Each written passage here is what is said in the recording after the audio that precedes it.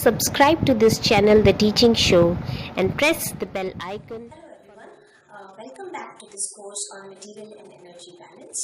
Last time we had seen how to convert mass fraction into mole fraction. So today we will review some more fundamentals of material and energy balance, and then we will write balance equations in upcoming videos. So before I start with the other composition variables which we use, first of all I will like to draw your attention towards unit conversion. So unit conversions are very important in material and energy balance or process calculations, because sometimes the data is still given in FPS unit or MKS unit, and you have to convert this into SI unit. So let's see first, for simplest case, say for example, if you want to convert 300 centimeter into X meters, what do?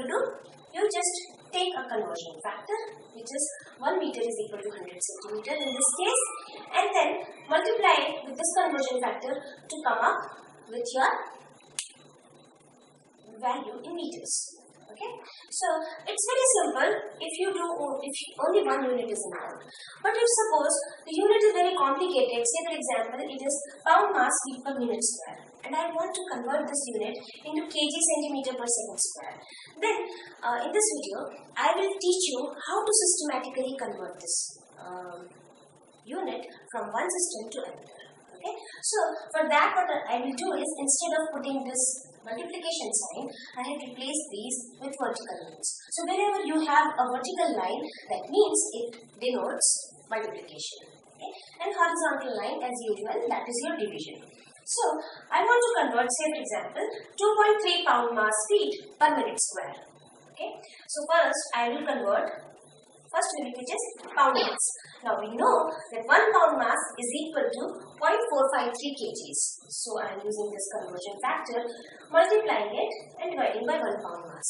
Okay, so after doing this step, what I have done, I have converted pound mass into kg.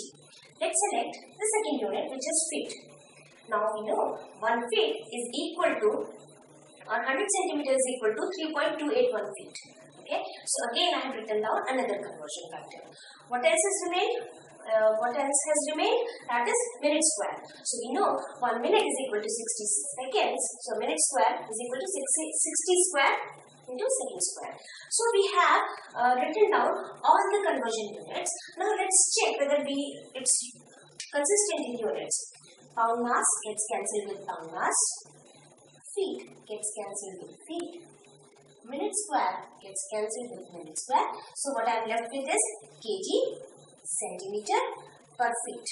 Kg centimeter per second square. So these are my units. Okay, kg centimeter per second square. What I have to do? I have to multiply 2.3 into 0.453 into 100 divided by 3.28 into 60 into 60, and that will give you your answer, which is 0.088 kg centimeter per second square. Okay, so if you follow this method, there are very few chances that you will miss out on some conversion factor, because at the end what you do is you cancel out the common terms, common units, and then you are left with whatever you are. Just check before you do the calculations whether your units are matching with the desired unit or not. Okay, so after this brief introduction of unit conversion, let's get back to where we had stopped in the last video. We had stopped at how to convert your mass fraction into mole fractions. So mass fraction is basically defined as mass of component A upon total mass. So if I denote my mass fraction by X of any component A, then it is equal to mass of A divided by total mass. Similarly, I am going to define my mole fraction as total number of moles of A divided by total moles. Okay, so I am going to denote my mole fraction by Y. So Y of A, that's mole fraction of A, that is equal to number of moles of A divided by total number of moles. Okay, now next we will see, if you know mole fraction or mass fraction, of different species in a given mixture, how will you find out average molecular weight? Okay, so average molecular weight, I'm going to denote it by MR, and if I know mole fractions, that is all by A, then I will write my average molecular weight as YA MA plus YB MB plus and so on. That is, it will be equal to summation of all YI MI summated over all I. So all the species or all the components which are there in the mixture, you just summate it over that, and then you get your average molecular weight if you know your mole fraction. If I know my mass fraction, then my average molecular weight, it is given by XA upon MA plus XB upon MB plus and so on. So the formula basically then it becomes equal to summation over all I XI upon MR. So these are the formulas which you use to find out your average molecular weight if you know your mole fractions or if you know your mass fractions. Okay. Often, one of the mixture which we quite often use in material energy balance calculations, that is air. So let's apply these formula to air and find out what will be the average molecular weight of air. Okay, so we all know that air, it contains about 79% by mole of nitrogen and 21% by mole of oxygen. So I have YN2 that is equal to 0.79 and Y of O2 is equal to 0.2. We know that the molecular weight of N2 is equal to 28 and molecular weight of O2 is equal to 32. So if I want to find out what is the average molecular weight of air, what do I do? 0.79 into 28 plus 0.21 into 32. That will give you 29 grams per mole. Okay. See, these are nothing but 28. It is 28 grams per mole. And your YIs are dimensionless. Okay, so that's why you get your unit as 29 grams per mole. Okay. Suppose now we have been given more mass fractions of nitrogen and oxygen in air, which comes out to be 0.767 and 0.233. Then we will apply the formula for mass fraction, and we will write Xn2 upon M of N2 plus X of O2 upon M of O2. Okay?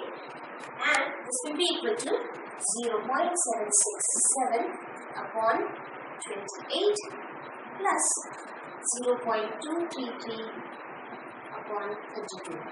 If you solve this for an air, you will get the same answer as 29 grams per mole. Okay? So this is how you convert. If you have mole fractions or if you have mass fractions, you can find out your average molecular weight of the mixture. Okay? Next, we will see what are other concentration units which you use. Mass fraction, mole fraction are two things, but sometimes the mixture composition is also given as mass concentration or molar concentration. So I define mass concentration as mass of A per unit volume of mixture. And similarly, I give molar concentration as moles of A per unit volume of mixture. So, often mass concentration is given in grams per liter and molar concentration is given as moles per liter. We all know what is moles per liter, that is known as molarity. So, the concentration of mixture can be given in terms of mass concentration, grams per liter, or molarity in terms of moles per liter. We will do a quick problem on conversion from mass concentration to molar concentration and vice versa.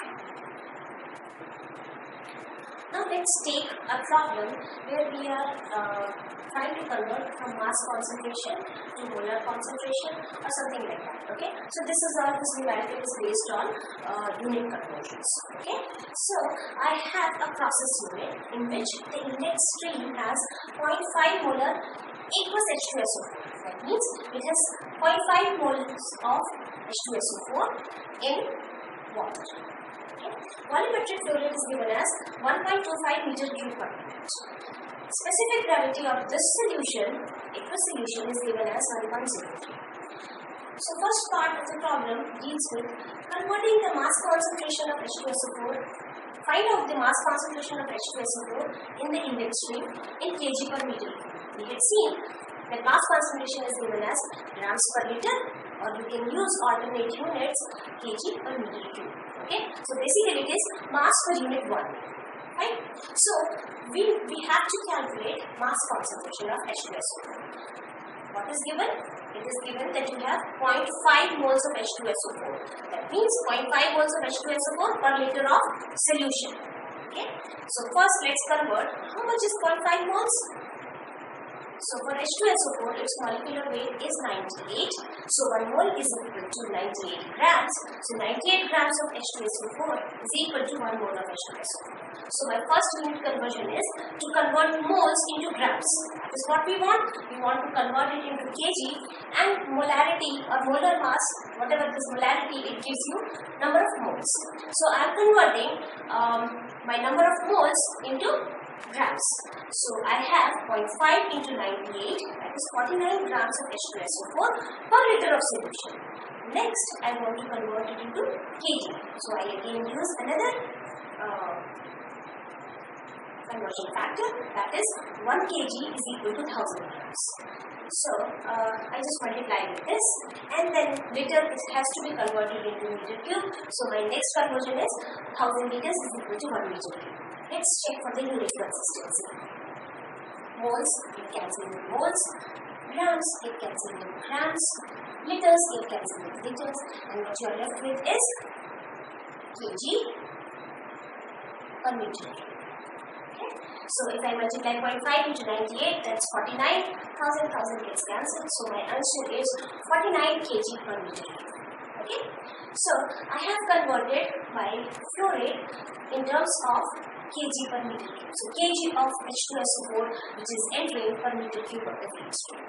Now next we would like to find out what is the mass flow rate of H2SO4 in kg per second.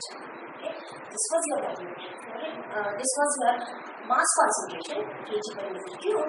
Now I want to find H2SO4, kgs of H2SO4 per unit time which is entering this process unit. Let's see how we do it.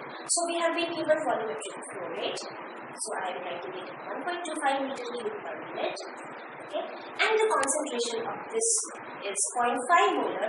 So I am multiplying this with 0.5 moles per liter. Okay, now meter cube and liter both are units for volume. Okay, so I have to again do a unit conversion for that. We will do it later on. Let's first convert 0.5 moles into kg first. Okay, so I have this conversion factor 98 grams per mole. Then grams is converted into kgs, and then next we are taking care of liter, which is converted into meter cube. And so that my meter cube gets cancelled, meter gets cancelled, and then finally we convert this minute into seconds. So let's check for unit consistency again. Meter cube gets cancelled with my meter cube, moles get cancelled with moles, grams get cancelled with grams, liter gets cancelled with liter, minute with minute, and what I am left with is just kg per second. Now multiply 1.25 into 0.5 into 98, 1000 also gets cancelled.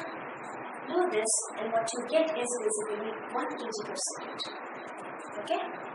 So, Next, we will try to find out mass fraction of H2SO. For that, you've already calculated mass flow rate of H2SO4. So I have mass flow rate of H2SO4.